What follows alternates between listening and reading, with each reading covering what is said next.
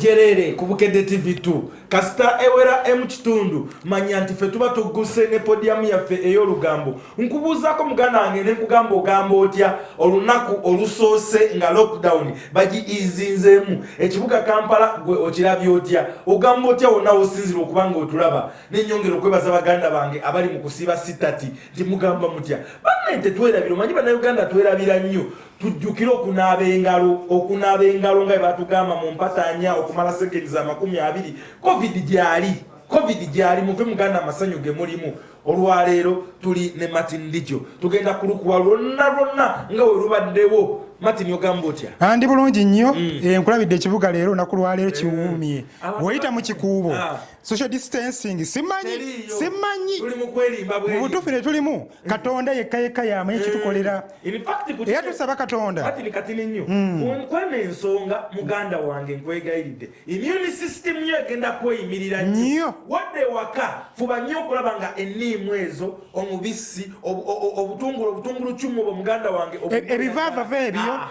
byonna okulinyisa immune system muganda wange mpisako mu kibuga olunaku lwaleero mbaddemu nga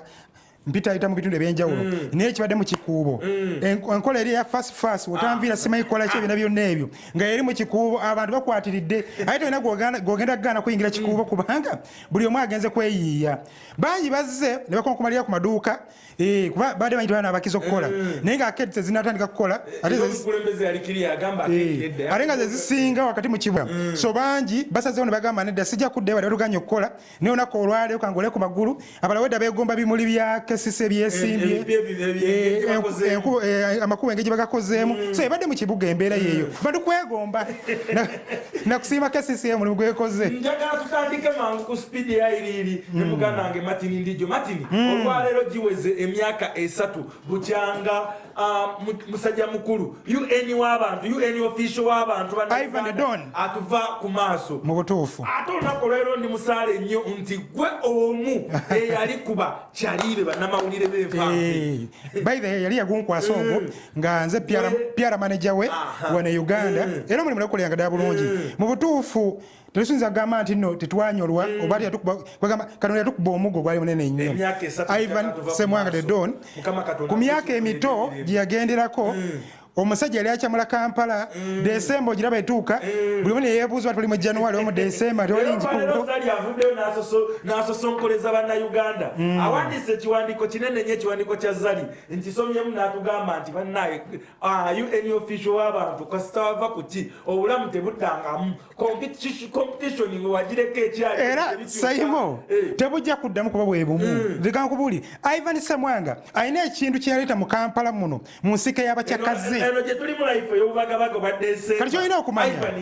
kyolina okumanya abantu sente bazirina naye omutima ogusipendinga batono abagulina waliwo abagaga balina sente zaabwe mwe bali bangi naye omutima ogusipendinga sente babiranga byakwejerabya ate ye yalirabanga ssanyu okusanyusa bannakampala yenjawulo Ssemwanga ajjanga n'obukadde bwa sente bwonna n'agamba nti mu mwezi guno gwa Desemba bulina okuggwawo yawaako aba Good Life akasente okuyimba akayimbako Ivan Lamborghini mutima yali mu ddiiro mutima yali mu ya Cameroon gitawo naye nga Ivan Ssemwanga buli omu atandika okwogera kwa Ivan Ssemwanga oba nze kenyini atandika okwogera kwa Ivan Ssemwanga nyinza okuzibya obudde South Africa abannayuganda muganda nge mu buyembe bonna nga bagamba okuva Ivan Ssemwanga embeera nga bwe yali tesobola kudda mu Desemba Ssemwanga gwolaba oyo omugenzi yatikkanga ba South Africa bangi okujja ku sente ze okulya Desemba ne baddayo Ivan Ssemwanga ng'ayimiriza aba South Africa bangi bannayuganda South Africa bangi Ivan Ssemwanga gwolaba oyo nga bangi wano amasomero nga 3 kumpi buli gundi Pretoria bangi bajjanga muno ne beereesinga naye ne baggwamu nga ye backup waliwo omu ku bannayuganda balina akasente alina academy nene nnyo bamuyita musajja mukulu Dumba Adams akasente akayina yali munywanyi we nnyo ku lunaku lwa Idi y'omu ku baayise famire y'omugenzi Ivan Ndoza ne balya bonna yahostinze Zali n'emikono gya Ivan bonna bonna bakacha de bank bonna nga bukiripu bwolabiraawo emugundi eno embeera gye tulimu ya covid oyo Adams Dumba y'omu ku basinze okuba nga badduukirira communities z'abannayuganda Adams Dumba ina byayogedde ku musajja mukulu omugenzi njagala tusooke tulabe musajja waffe Adams Dumba Assalamu alaikum wa rahmatullahi wa barakatuh. Alhamdulillah. Amanya Dumba Adams, aka Green Sky. Nsinzidde wano Santoni mu South Africa. Buluganda njagala okubanga mbajjukiza nti olwaleero muganda waffe awezezza emyaka 3 bukyanga atulekawo bukyangadde eri Mukama Katonda. Muganda waffe, mukulu waffe, president waffe, chairman waffe, the one and only Don Ivan Ssemwanga, emyaka kati giri egi bukyanga yatulekawo, naye nga amazima ddala we need to acknowledge who this man really was. Omwami oyo president wa Uganda e South Africa wano eddibu lyalekawo ly'amaanyi nnyo eddibu ly'amaanyi simanyi nangeri kyenyinza kugeraageranya. Omuzungu wagambira nti he left a shoe too big to fill, and I don't see there hasn't been anyone who can feel it yet. Era nga sirabayo nti wajja kuba yasobola okuba nga ajja mu ngatto ya Ivan. Abasinga baga nti yali nkwalinga kweraga, but this was his life. It was his lifestyle. The legacy, the thing that set him apart from the rest of us. Kale muganda waffe tukwagala nnyo tukumisinga, era kyannaku nnyo nti tuli mu COVID-19 eno etujjukiza nnyo okugenda kuba singa oddukiridde abantu bangi nnyo. Era naddala legacy yo nga twali twatandika omupiira singa katulinawo omupiira gwe tugenda okusambira COVID-19 etukoze bubi, tuli under lockdown. Kuba ebaddengawo ekyo nga kibaawo twateesa ne chairman waffe omupiira Kibombo nti wabeewo omupiira ogujjukira Ivan Ssemwanga nti buli mwaka gulina okusambibwa, because your legacy will live on. Oba oli wanzikiriza ki, oba oli musiraamu, oba oli mukatuliki, oba oli muprotestanti, oba oli mweru, oli muddugavu, teyatusosolanga. Era nga mmanyi abantu bemmanyiiko bo bangi be buli mwezi nga yalinga abadduukirira nti kuba kubasasulira renti oba bumeere biki, nga naffe kennyini kamwa koogera Dumba Adams oluusi namukubiranga essimu ne mugamba muganda wange ntagaddemu waneetaagayo kino, nga teerowooza immediate agamba ati oli muzibu jangu nenjivuga nengende Pretoria oba nampeere naga aweereza account. Ate nga yali yatuwagala kale yagabanga nti buli mwezi yalinga agabira abantu kuva ku mmere, sente, renti, byonna yali abikola. Omukulu oyo tujja kuba tumumisinga, omwoyo ogwali gw'amaanyi. He is the legacy he lived, the legacy he left behind. I'm sure it will always live. It will live for so long. Kubanga ebintu byakola byali byanjawulo, tukimanyi bulungi nnyo ffenna. Kale muganda waffe tukumisinga. South Africa is no more the same. Na Uganda kale naliyo December yaggwa ne December zendala zibadde ziwayo. So he put life into everything that he touched. Everything that he was part of, he put life into it. Yoyo musajja mukulu Dumba Adams oyo aina academy y'omupiira aina bakochi abazungu e South Africa gyogolaba oyo musajja mukulu gabaita era center azirina ebyaddala naye nga tukyali ku mugenzi Ivan emyaka 3 onalabye ku musajja mukulu gabaita Medicine Tom yataddeyo bako bugamba Uganda yagana okuddamu tasobola kuddamu ng'omusajja ono kuba ne Don Bahati Lubega omusajja yanjigiriza yono mukuziika twali Kayunga nga tuziika Ivan Ssemwanga kati nga babuuza ani agenda okuddira Ivan Ssemwanga mu bigere beesobolayo bangi Don Bahati yakasuka sente mu ntano Prince waliwo n'ogundi mukwano gwange Njako baali bangi nnyo baavaayo Njako omupiira gwamusunayi nenga Don Bahati Lubega muganda nga I think Don Bahati agezezaako naye nga kizibu naye kanyini akkiriza nti gali mazzi mawanvu kyakozekozeoko obubagabaga okugamba nti agezezaako mankozeseza ekigambo kiri nenga y'omu kubakya bannakampala abagezaako okulaba nti nesanyusa ekifaananyi kyo olaba ebintu ebyo Ivan Ssemwanga bye yakolanga era ensonga kino eba Don Bahati ku pate zaabwe bagezaako bikola naye kati nkubulira ekintu kyensinga okujjukira buli wembulira Ivan Ssemwanga nzijjukira Mugenzi Radio yatuuka nga wali mu kuyimba wali Ivan ne bamufuwa ssente ng'obusente bamuwa bukasukeeri kwe naffe toyina ezaffe temutujonga masasudde kuyimba kati manjagala ng'okulonda bakangamba totulabisa bawaze naffe togeza n'olonda ssente Omugenzi Radio Mukama Katonda akwekyumula ekyemirembe wamu ne Ivan Ssemwanga njagala tulaye ku musajja waffe Don Bahati Lubega ndooza y'omu ku basigaza pate e Kampala ezitegeerekeka Don Bahati mutuwe tumulabe mukwano gw'abangi ffenna Don Ivan Ssemwanga rest in peace. Okusomozebwa kuzze kubaawo nga bw'omanyi nti Omuganda agamba ebivaawo tebyenkanankana era ebirungi biggwa byokya. Allah bw'ati bwe yatugerera okuva emyaka 3 mukwano gwaffe Donna Ivan Ssemwango atuva ku maaso atuzze tufuna okusoomoozebwa okw'enjawulo mu bantu abajja abatuvoola abatuyisaamu amaaso abatugeraageranya naye tubaddewo nga tuli bagumu. Okuva Ivan Ssemwango lwe yafa South Africa yalinga esikiddwamu ebanga fulasika evudde mu vacuum nebeera nga South Africa tekyanyuma, South Africa tekyalinga dda bwe yalinga. Amaanyi gakendeera, essanyu lyakendeera, si lwa ssente nti tetulina ssente oba kiki, ssente tuba nazo,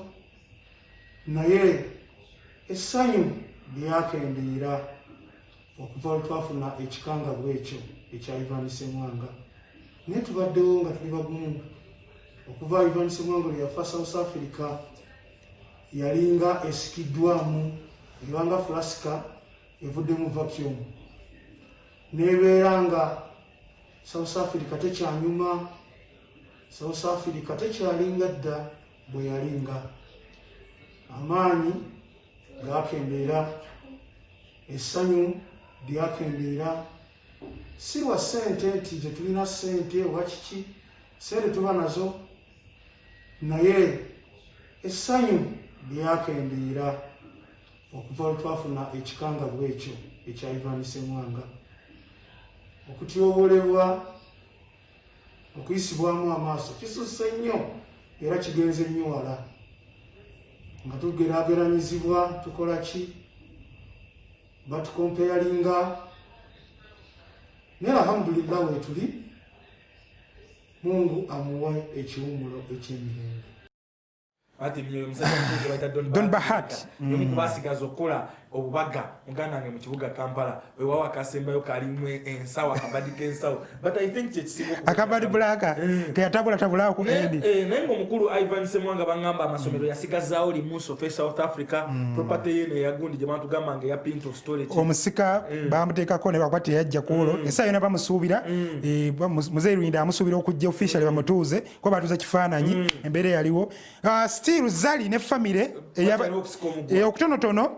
nero akuba nti nno ndowooza bagenda bategeregana kuba buli luki olaba ng'enkolagana egenda ekolaki eddawo ye Bukedde TV2 Martin Ndijo nange Simon Munene omukibuga emboozi zino Martin yaziwandika mu buwanvu bwazo mu lupapula lwa Bukedde atenze ku Bukedde family mbutikizi buli kawungezi mbanzi kubulira Martin onako olw'eggulo mu kataliiko nfuufu balaze emboozi ya Babies Home sanyu nga beetaaga obuyambi balina bye beetaaga tuba tukyali awo omu ku bakyala abadde mu kavuyo ensangi zino abadde mu kaaya nakwewaana nti gundi simanyi Abdulmulasi Sumbusa Abdulmulasi biki simanyi biki bwe biti ne bwe biti n'avaayo n'alaga omutima omugabi anti lususu thank you so much olwaleero yasoose okuvaayo okugamba nti ate mugenda kunteeka mu kavuyo kamwe kakulwanira zisumbusa ng'ebintu ebyamakulu weebiri bwe antibaire Simon coronavirus ono COVID-19 anyiza abantu buli omu mu sekita ye juzi abazzu entebe baavayo nga bagamba nti ebisolo tebirina byakulya abaana abalabirira abakiri ebisolo tebirina byakulya abalabirira abaana mu homes ez'enjawulo nabo ne balaajana so Sanyu Babies Home bo bakaba ne bagakabulukuka ensi yonna ne badduukira kati Sanyu Babies Home naye yavudde negamba nti yagalayo omutwalo omukulembeze n'agamba njagala mmotoka naffe fennyini eze NSSF tukyazeetagala kuba tetumanyi oba zinajja ezo zamazemu amaanyi kasita bagambye emyaka simanyi emeka waggulu ate nga wakasevinga emyaka 15 ate nentegeera obubadi bwazze bungi bano batukubye ejje okyalaba azoogerako ozivaako bulungi ate nga banandise okuyizingamuuko tujja kweyiiya naye nga nti lususu kyakoze kibali kirungi nnyo by the way okuddukira omanyi olwo obeera mu buvuyo nogaa nedda bino tebizimba kankole ebizimba olunaku olwali agenze wali eri enamirembe okuddukirira abaana abo kati mufuna endowooza tulese wano olwaleero fenga aba Anti Lususu Development Association tuzze wano ku Sanyu Babies Home olw'omulanga gwabwe gwe baakubye ku twagulabe egatali ku nfuufu ng'abato tebalina kyakulya n'ababajjanjaba nga tebalina kyakulya nga basaba ku buyambi kale ffe ng'abazadde kati nganze omuzadde kuba nange nina ekibiina kye bayita Anti-Suicide Development Association kiyamba abaana bano abato kiyamba wawawa ekyange kiyamba abaana abato n'abakulu naye twakwatibwako era tukubiriza ne bannayuganda bannaffe abatulaba nti bw'oba olina akatono osobola okukaddizaako bannaffe bano abato kuba bano abaana baffe ate mu kugaba mukama mwaweera omukisa nze okugaba nkwenyumirizaamu kuba nkufunyemu omukisa era abaana bendabirya bali abaana 200 ne mukama tannannyima kyembaliisa webali nnyo webalire ddala okuddukira omulanga gwaffe era nga tusaba katonda ayongere naawe kublessinga mugaggawaze nga bwayongera okuwa ate nga bw'oleetako eno n'abaana nabo nga tubalabiramu kubanga bano abaana baana si bangezeka tugamba nti baana bange baana basanyu babies home naye baana baffe baana ba Uganda mu Uganda tukyalinamu abantu abafaayo nga ggwe webale nnyo webalire ddala twongera okusaba mukama akutuweera omukisa ne foundation yonna eya Anti-Lususu mukama ayongera okugaziya ensalo zammwe ate nga mwongera okukwata ku bantu n'abaana balinga bano abasanyu babies home ate ne mukufa ebirala byonna kubanga wano si wali abaana bokka Uganda tulinamu abaana abali orphaned abali abandoned abasoba mu bukadde 2.5 much Anti-Lususu nyongera n'okubuuza ku mukwano gwange alinga AD we Queen Florence ogamba otya Queen Florence alina ebintu olumu byakola muganda wange okuba alina engeri Queen Florence karantini teyekubageza mu karantini yagaana naye nga tuba tukyali kwabo Martin Ndijo baganda baffe bakanyama bo bagambye nti owaaye entalo twazivaamu simanye eno uba simanye eno pupa eno biki simanyi bawu simanyi biki ffe ne tukola ekyaffe musajja mukulu Lukomando kyakulira ekibiina ekyo Bouncers Association of Uganda balina naliyoko ku mukolo nga Afande Katumba Amala azze okubaawo ne Ragadi yaliwo ne bagamba owaaye Afande Sale yatuwa ssente okutegeka bwemiti ffe twagamba zonna nga bazituwadde tetugenda kulya Afande ng'agaba nnyo obukadde 10 Afande ng'agaba nnyo kati ffe tukoze tufuna ku sente ezo tugambye Martin okufuna sente ezo okukola kyonna kweorganizinga ng'abantu bola bwe mwekolamu omulimu olaba oyo ku screen Lukomando yagenda n'aorganizinga bakanyama balina ekifaananyi ekiri mu bantu wekiri najja ng'agezaako okukitereeza oba olaba ebivulo ebisembyeyo omwaka gwonna security eno Uganda Police oba kiki esaba wakati wa $5,000,000 ekivvulu kakati bano baba wadde $2,000,000 bakuumira ate n'okusinga ate kyembaagalako nti bamonitalinga bulungi ab'amawulire bonna babeera mu bivvulu babakuumanga kwegamba bakungu ne mu makubo buli kimu ebya poliisi okukuuma mu kivvulu kyokka oyo Lukomando najja abatereeza ne bafuna omulimu gwennyininyini bagenda okulaba nga bateredde gavumenti esobola kolagana nawe ng'oli disorganize kyokola buli muntu kakati avaayo akolagana naki ne bano bakanyama buli avaayo because they are organized afande kuba yemu obukadde 10 ale baŋŋambye nti mu mbeera ya coronavirus olw'okuba bali organized abantu anjalo bavudde ne babaddukira n'emmere afande Kayanja abaddukirako n'emmere olunaku lwaleero meeya w'e Lubaga omukyalo oyo Sebugwawo naye abaddukidde n'emmere so olw'okuba bali organized bageza kufuna mu kintu ekyo kati oli munnaabwe simanyi kyaliko oli munnaabwe gundi kasita yakola ensobi n'avuma minisita yekisigalamu yekayekeri gundi gye yakola musajja mukulu gwe bayita King Michael kubira essimu naye takwata King Michael ensobi gye yakoze kulwanira ku kamera nakola ki King Michael oyinza obutaddamu kufuna kantu konakona okuva mu NRM okusinzira olw'embeera gye yeyisaamu okusinzira mu galimu ate wuyo alumba ne gundi alina kuzina atuuka Balamu gwalumba ati Balamu bamugambye alumbira wa bwerere Balamu CPPS wa muzeeyi sikiki waliwo emmere entuufu z'olina okuyitamu okukikola naye nga Wumalu onakuba azzeeko wano okwongera okunyikiza ensonga eyo etteeka lyolabe ku screen olyo bo bazze mu kulima baganye okwekubagiza atandika okulimaawo nga korona n'atera okutandika bo bagambye ebyokutuuleko okwekubagiza kuba tuli mu coronavirus period simanyi COVID-19 babiganye basazewo ne bagaba kabalime mu myezi 3 bajja kuba bakungula gw'onoonya renti bo bajja kuba bakola ki ebivvulu jjukira nti ebivvulu tebinayogerwako oba bikomawo ddi toli amanyi ate nga bano mwe bakolera babawunsazi bakola mu bivvulu bakola mu mabaala ebintu bikyali ku muggalo ogw'amaanyi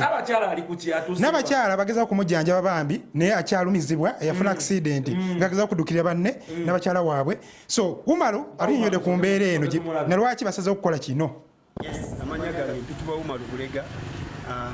nga ndi bawunsa era nga nze mutandisi w'ekibiina kino ekya Bouncers Association Uganda. Embeera eno bannange gye tulimu eya coronavirus, nvuddeyo okutegeeza abalabi ba Bukedde TV nti embeera eno gye tulimu eya coronavirus nti twasazeewo ngaffe ba bouncer nti okwekubagiza nga bannaffe abalala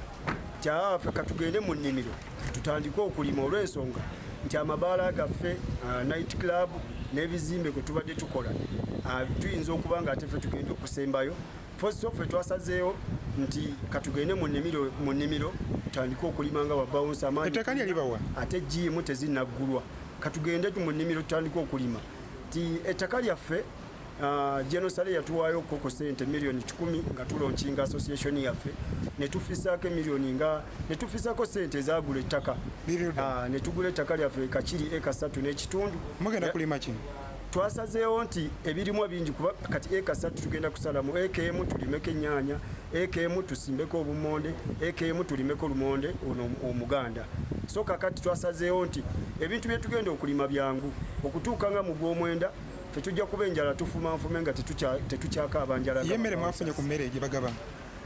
emmere olwaleero lwennyini lwentunudde mu kamera meeya wa Lubaga mukyala Nabosaso Joyce Sebugwawo atuwaddeyo ttani y'emmere olwaleero era nkubiriza mpita babawunsa mwenna abakaaba enjala okuva mu association yaffe kasooba ng'oli bawunsa tetwawula mwe mujje kuba eno association egatta mujje mwenna tubawe ku ofiisi zaffe ekibuye emmere weeri n'ebijanjaalo.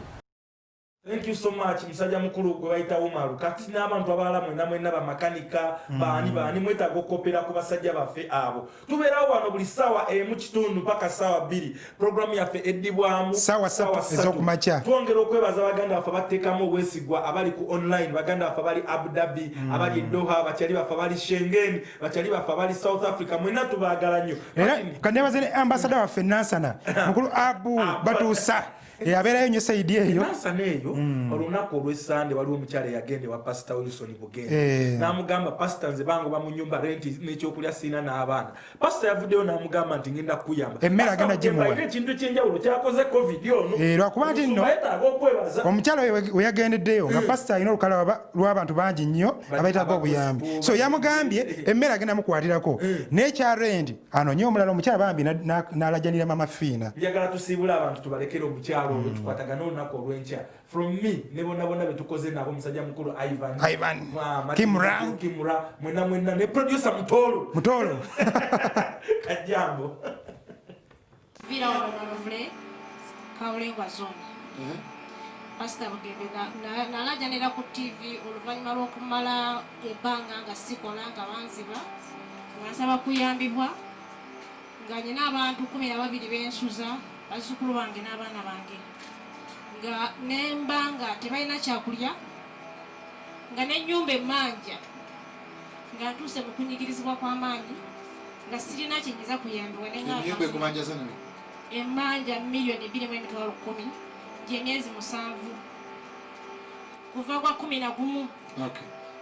naye obudde nyina butono nnyo it's okay mujja wabeerayo muzira kisa asobola okuyamba naye nze ekyemmere ejja kikola ekyennyumba kyo nyinza obutasobola naye wandiba yakulabye nga ayinza otosinkana netugenda naye emmere yo ngenda gikolako neyanziza neyanzeke ekyokumpa emmere kubanga nekyokulisa abaana kyokka mbadde sikirina kyo ngenda kikolako naye nsaba muzira kisa yena n'abanga gyali bawulidde dda banyambe ogenda kwewuunya ndajanira ne mama Fiina mama w'eggwanga